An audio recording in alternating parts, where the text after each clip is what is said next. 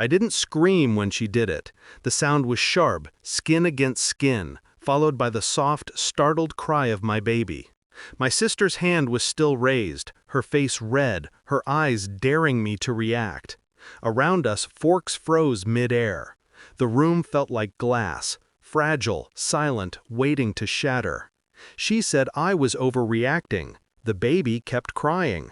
Everyone else just sat there, pretending to chew, pretending it hadn't happened.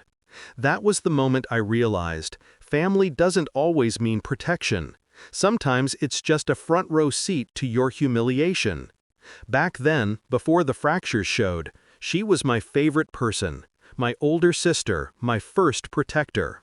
When our parents fought, she'd cover my ears. When I married, she was my maid of honor. She cried harder than I did. But something changed when I had my daughter.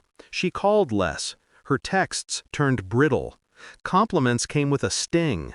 "You've really let yourself go," she'd say, smiling like it was love. "Must be nice to have a husband who doesn't notice." My husband, Daniel, did notice.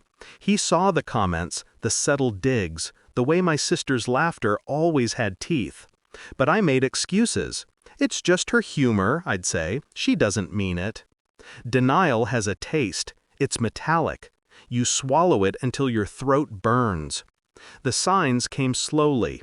The first was the baby shower. She rolled her eyes when people gave gifts, called the baby's name too dramatic. Later, I heard her whisper to my cousin, "She just wants attention." Then, when the baby came, she showed up uninvited, told the nurse to hand the baby to her first, pushed me aside. I laughed it off. It's easier to play the peacekeeper when you've spent your life being the younger sister. But at Christmas dinner, 6 months later, the mask fell completely. It started small. My daughter was fussing, overstimulated by lights and noise. I picked her up to soothe her. My sister rolled her eyes, said I was coddling her.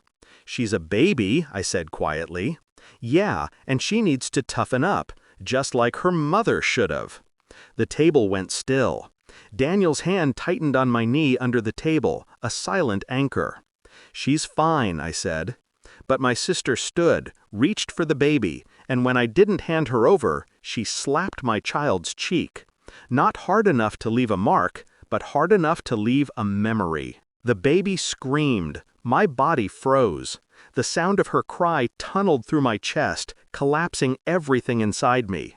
And everyone, our parents, cousins, her husband, just sat there. No one moved. Not until Daniel stood. He's not a loud man. 20 years in the military will do that. It teaches you that silence has more weight than shouting. He stood slowly, set down his fork, and looked my sister dead in the eye. "Get out." His voice was calm, measured, but final. She blinked, laughed nervously. "Daniel, she's—" He didn't repeat himself, didn't need to. He just stared at her, cold, commanding. And for the first time in her life, she backed down. She grabbed her coat, muttering about how sensitive I was, how this family's gone soft. But she left. And when the door clicked shut behind her, Daniel walked over, picked up our daughter, and whispered, "You're safe now." Everyone else kept eating. That's when I decided they were all dead to me. But cutting someone out is not revenge, it's survival. Revenge is quieter, more deliberate. It happens in how you rewrite the story, how you make sure the truth outlives the lie. The next day, I didn't call her. I didn't text. I blocked her number.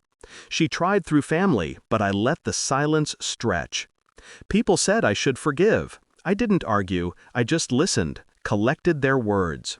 When she realized I wasn't coming back, she started talking, spinning her version of events. Said I lost it at dinner. Said Daniel threatened her. So I let her. I wanted her to feel safe, to believe she'd buried the truth.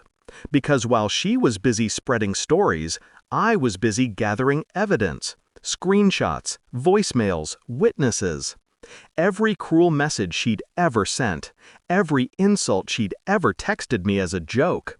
When she applied for a teaching position, one she'd bragged about for months, her background check included character references. I sent mine. Truthful, factual, calm, describing her emotional volatility and history of boundary violations. I didn't lie, I just used her words, her texts, her tone.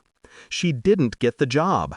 And when she called me, crying, begging to understand why the world was turning on her, I said only this: "You slapped my child, and the world finally slapped back." Then I hung up. That was 2 years ago. Christmas looks different now. Quieter, safer. Our daughter is old enough to toddle around the tree, laugh at the ornaments. Sometimes Daniel catches me staring too long, at the lights, the peace of it all, and he asks if I'm okay. I